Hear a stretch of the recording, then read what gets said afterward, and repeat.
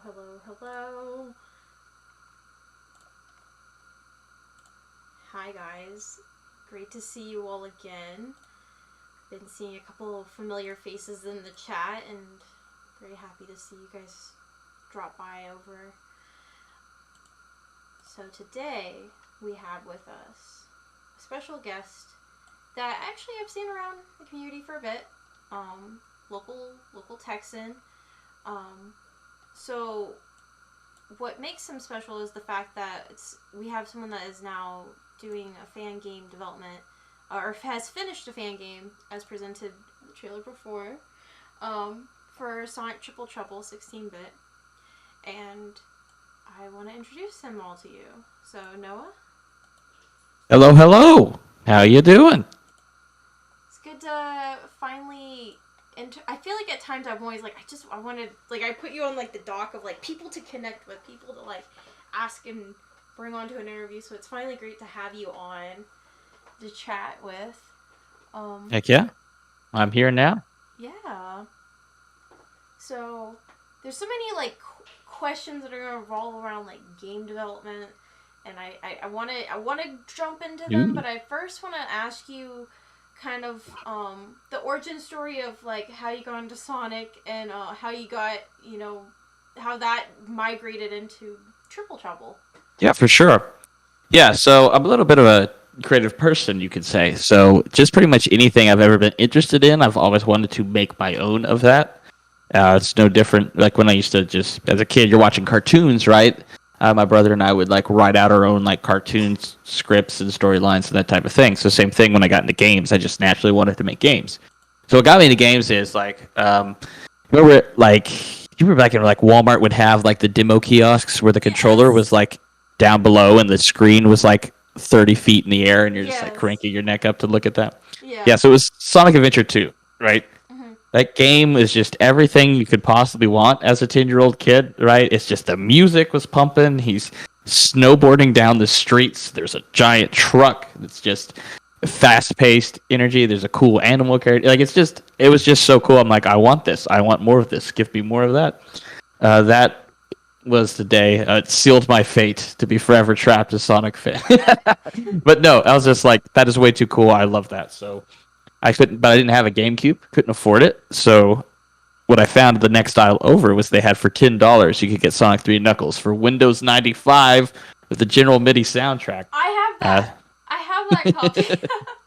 I remember being so really that's excited for it for some reason, and I bought it not knowing much, but no, it's great, man. I stand by that version. Dang it.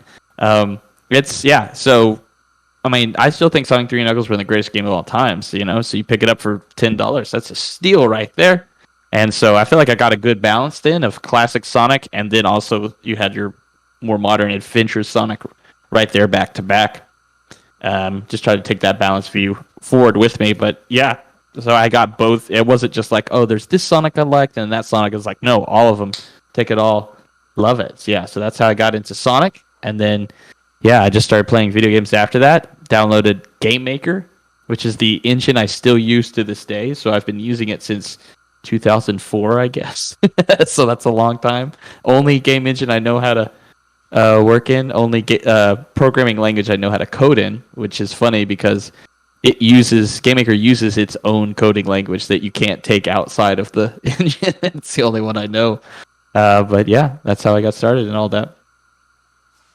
that's, whenever you get that first program, you kind of like, you hold it close. Like there's a part of it where I only held Photoshop elements like next to my heart. I'm like, I don't want to ever go towards any of the other things. I am good with just this.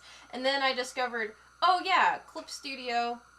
I can do vector art and I can, put the colors in faster. But then yeah, so I get Yeah. that, like that whole, like, you want to be close to your I love that it was Photoshop Elements too, specifically. because that was what came with, like, the bamboo, and I was like, oh well, I'll just stick to this. And then I remember Yeah. I didn't want to even migrate out of the oldest version that I had. I just drag and drop the, like, file onto, like, the next, like, computer I was on. So I was like, I really want this one. But yeah, that kind of, like, story of just going to stores. I kind of miss just that. Yeah. I feel like you just would test random games more often. Yeah, there's a certain degree of discovery there that I don't think you get quite as much anymore because it's just what's there. It's not an endless list of every game ever you can scroll through. It's like, what's in stock? Just look at it. Well, I don't think I would have even thought about picking up games such as, like, Star Fox if it wasn't for the fact that every time we went to... My mom was a big music buffy, and so was my sister, and so, like, a Friday night used to be, let's go to Best Buy and just look through things. Heck yeah! And me and my brother would go dart over to the video game section because we didn't own those. And I remember playing Star Fox a lot. Nice. Like which Star Fox? Star Fox Assault. I'm nice. Not that old, but pretty much. Well, I feel like I guess was Adventures. Yeah, but cool. Good game.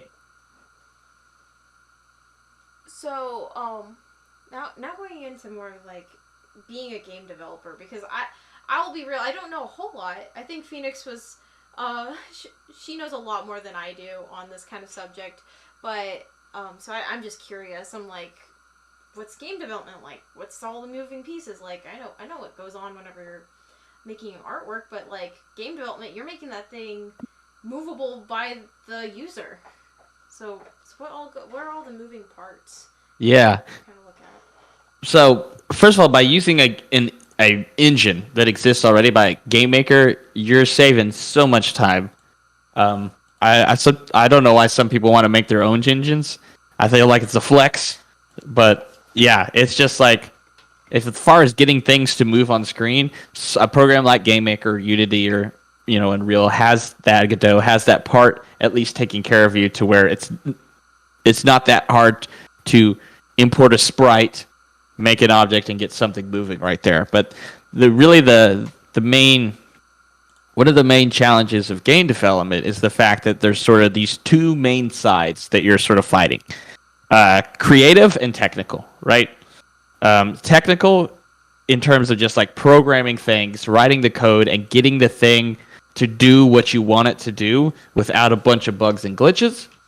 And then the other side is creative, which is like, does the art look good? Does the music sound right? Or does the game design even work? Is this even fun, right?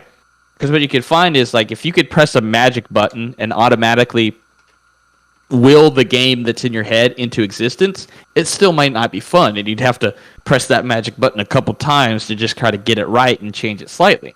Add to that the fact that you're also yeah.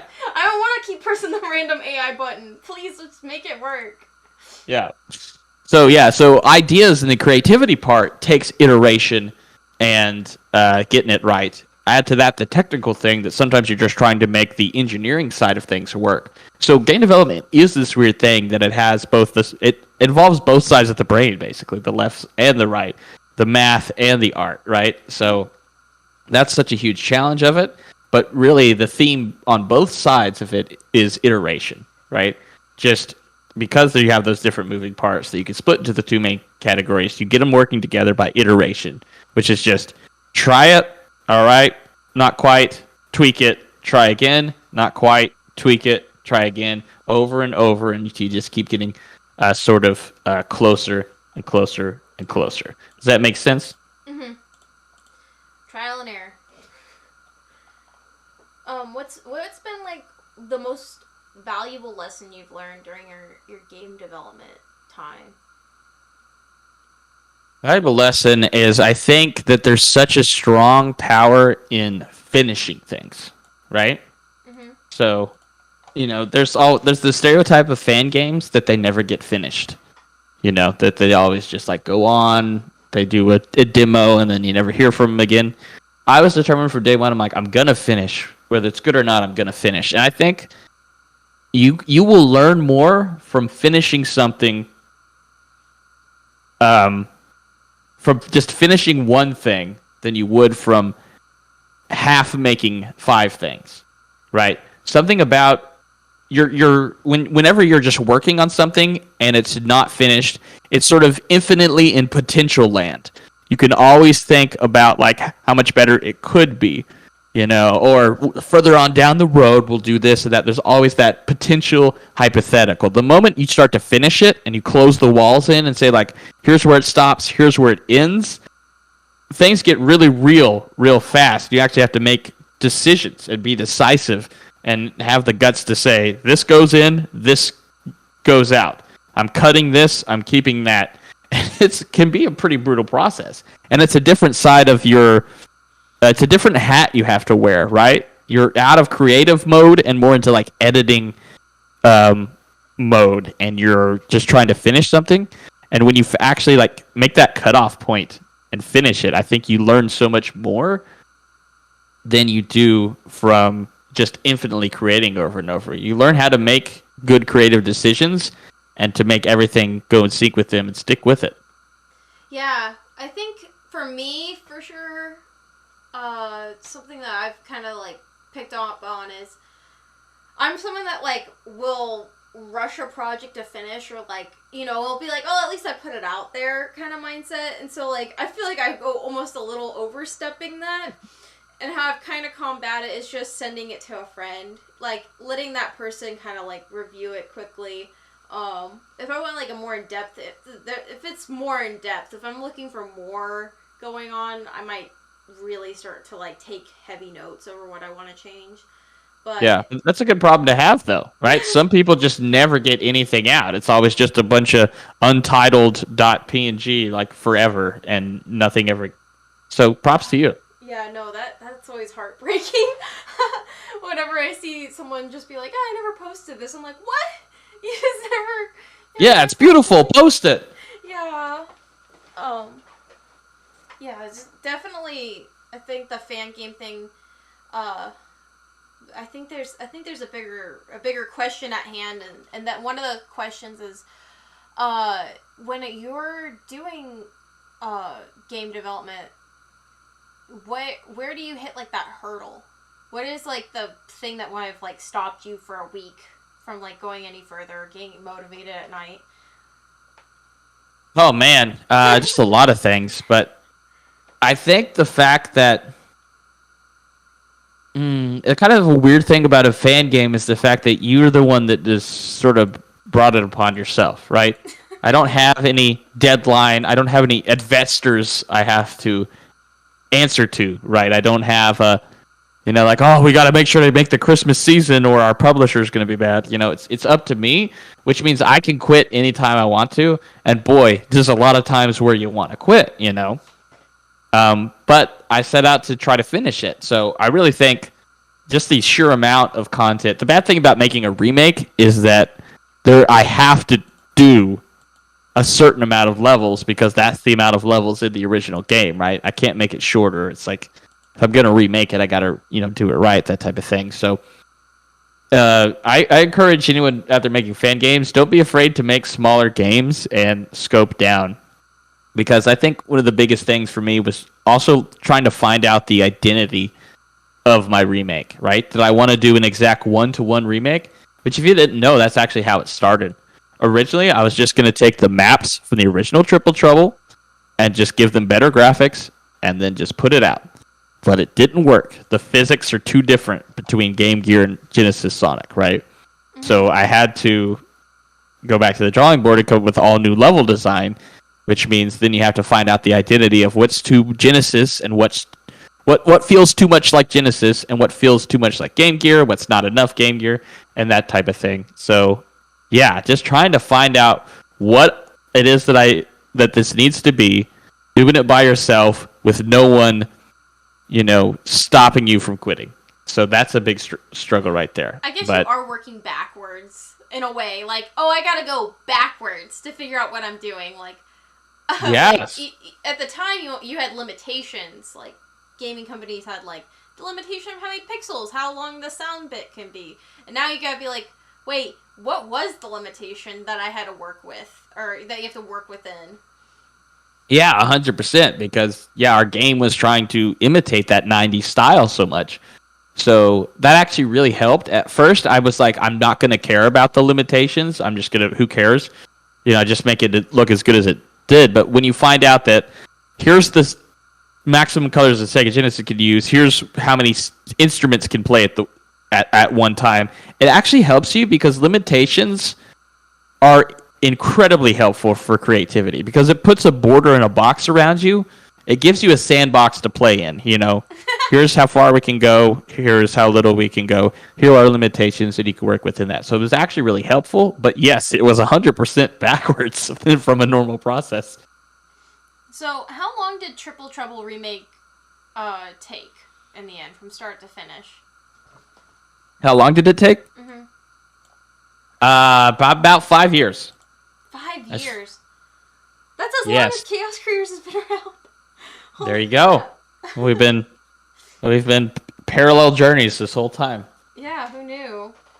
I had no idea that you were on that long. I was still in college when I started this. My last semester of college. Now I'm married and have a career and all this stuff.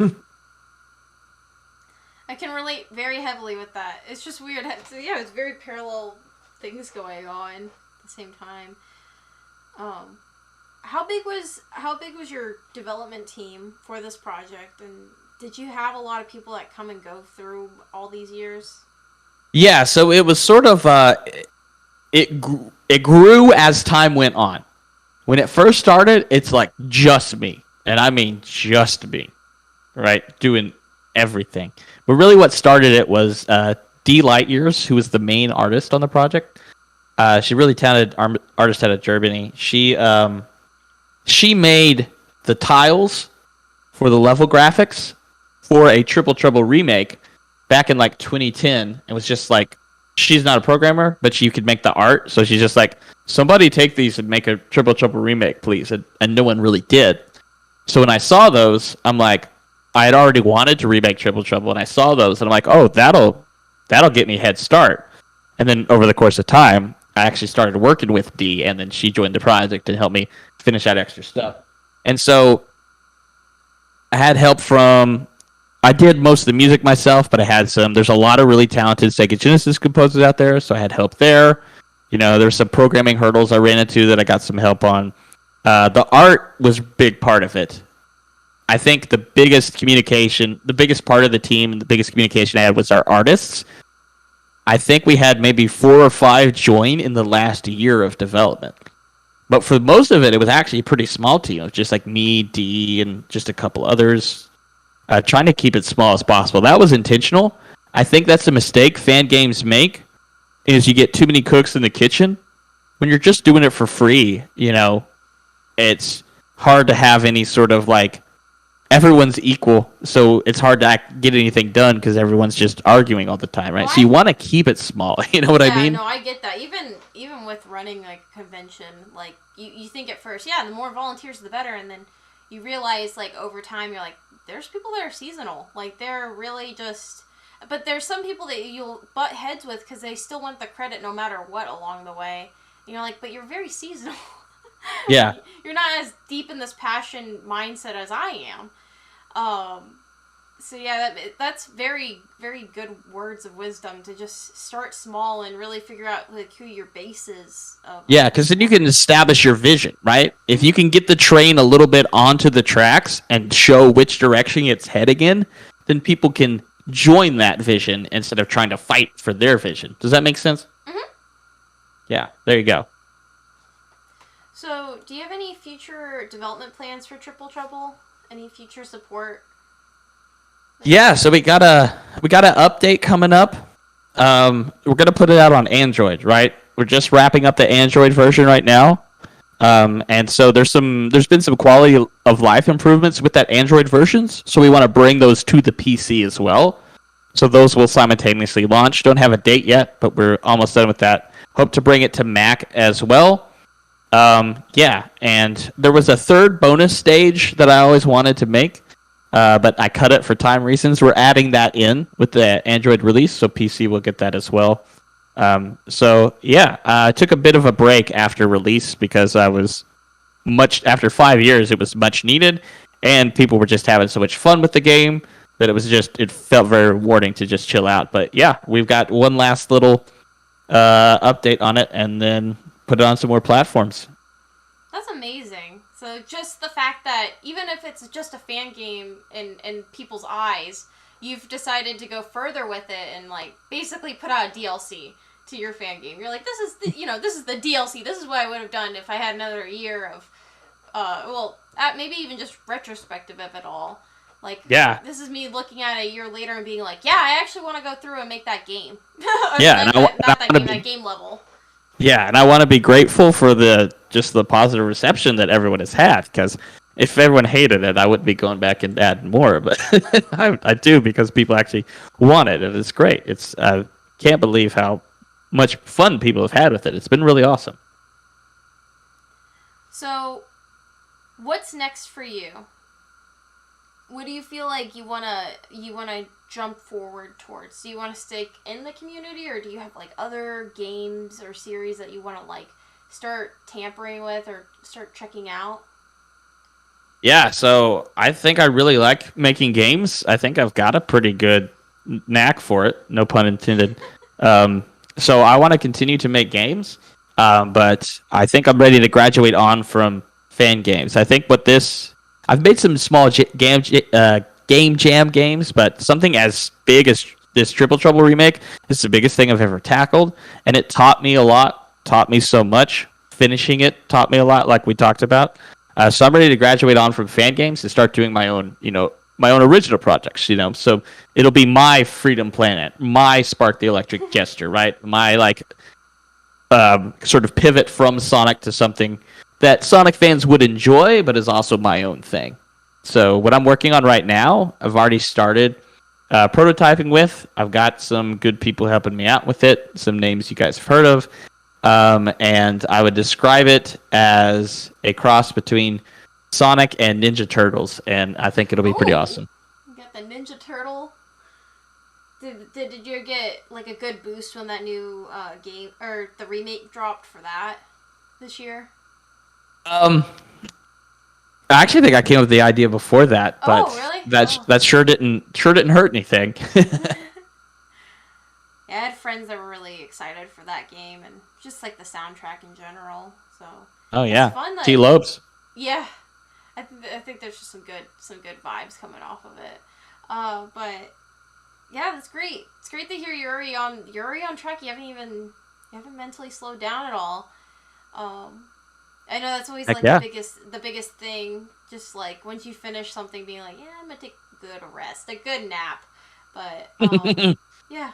Oh, I've had my nap, and what's funny is I thought the nap would be longer, because before, like, we're talking like launch day of Triple Trouble, like I'm literally like waiting for the game to compile and upload, and I am on the floor. Literally, I'm just like exhausted and so anxious. And then it comes out, I'm like, all right, finally I'll take a much-deserved nap, and then it's going to be a while before I make games again. That didn't last long. I was like, I'm ready to make new games. Let's go. It's like almost more energized. That's good. That's how you want to go into things. I mean, unfortunately, I think I took a week before thinking about the next event that I was going to host. But it was one of those things where, you ride that high. You don't want to, like, let it completely get muddled, because life gets in the way at times. Yeah. Of, like, what your visions are. And I just in general, like, I have a running tab on my phone of things I want to do, things I want to try. Yeah. But that's awesome. Mm-hmm. Yeah, that wave though, you got to ride it at just the right spot. You can't let it die down. Yeah. There's a couple questions in the chat for you. I just saw. So yeah. I don't know if you want to answer those or not. Yeah. I can't see it. Could you read them to me? Is that okay? Yeah. It said, Noah, did you ever have any thought about making mods for Sonic 3 Air? Any mods for Sonic 3 Air? No, I didn't, because I feel like Sonic 3 Air came out while I was deep in the development of Triple Trouble. So, it never really... I was like, I'm not even going to think about making mods for that, because I'm just trying to make my own thing, But boy, the mods that people have made for Sonic 3 Air are pretty incredible. Yeah. One of them inspired the Metal Sonic. There's a Metal Sonic mod for Sonic 3D Air that inspired the unlockable Metal Sonic in Triple Trouble. Dang. See, it all bounces off each other in the end. We all have like, something energizes the next person to keep going. Yeah. That's why creativity and just the fan community just making things is so great. Like, I think we all benefit. I don't think people should think of it as a competition. It's more of a rising tide lifts all boats type of scenario. Mm-hmm. And then the final question I saw was something about what percent are you at for the Android version? So I guess your DLC. I'd say it's probably about 90. Like, it's almost there. 90, 95. Like, it's we've been working on it for quite a while. I have to shout out Alex, who's a programmer from Ukraine who was helping out tremendously with optimizing that. He put Sonic Time Twisted on Android, so he had a lot of experience and was helping me a lot with that. That's great. Well, those are all the questions I have today. But Awesome. I'm thank you again so much for being on, and I'm really happy that we got someone with like game development experience on a live stream, because we're just trying to make sure all the sides of creativity in the Sonic community are covered, and get the spotlight they deserve. So if you want to follow for more, I'm gonna put his Twitter in the chat, as well as the link tree. Yeah, Noah in Copeland. Can't forget the N. It won't let me do the link tree. Oh, that's all good. Oh no, it did it twice. Oops. Okay. But again, thank you so much for being on. We appreciate it, and I hope you get to check out more of our festival that's going on and around the community. I think we have a game networking time at. Go look real quick. I have so many numbers in my head. Suck. I think our game networking time is at 6 p.m. So feel free Okay, to check cool. that out. There's people looking and wanting to know more. Cool. Yeah. Thank you so much for your questions, Jovi. Been absolutely excellent hosts. Keep up the good work. What y'all are doing. Thank you, Noah. All right. Yeah. Nice talking with you. Nice talking to you as well. All right. Peace out.